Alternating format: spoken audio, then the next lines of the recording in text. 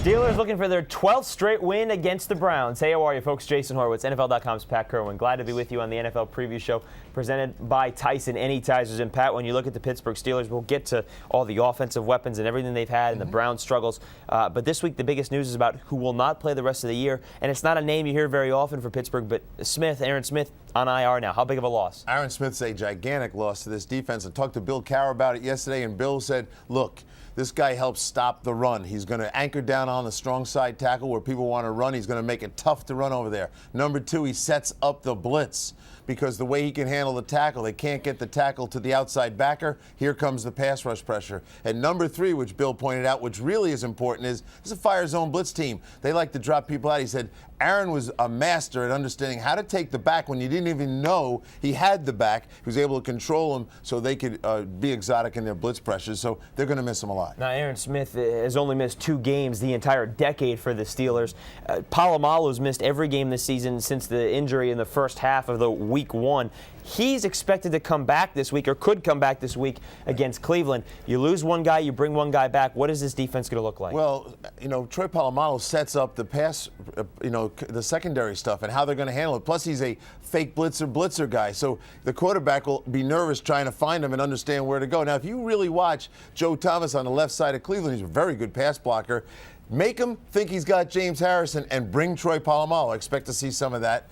And then late in games, if you look at some of the games that Pittsburgh struggle with late, their coverages have breakdowns, and Troy Polamalu is going to help make a play. I always go back to that Bengal game when Leonard made that big 4th down catch. That's the kind of play that Troy would have stopped. 55-13. That's what the Steelers have been outscored in the 4th quarter this year. Having said that, the Browns won a game last week completing 2 passes. Derek Anderson completed 2 passes.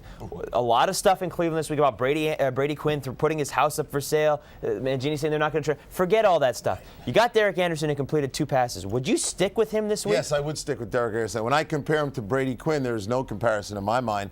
It was an awful game last week, and a game that Jim Kelly texted Dan Marino and said, I just watched the worst football game of all time.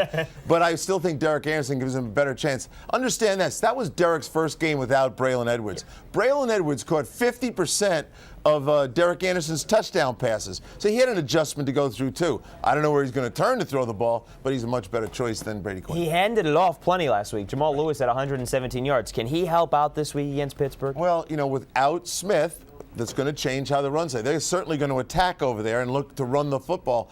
But here's the problem. I think Ben Roethlisberger is going to come out and start throwing early and often and get a lead. Now you're challenged, how much Jamal can I really run to stay up with the scoring pace of the Steelers? And Roethlisberger, despite the fact that he's putting up some big numbers, he said, you know what, I actually have to play better. I have not played as well as I can and as well as I need to for our team to go where we want to go. I know you like the Steelers to get their 12th straight win against Cleveland. Is it close, and for how long? I don't think it's close. I think that the Steelers are fuming about where they're at, and they understand now the Bengals are pulling away from them. I think they're going to come out in this game, dominate the game early.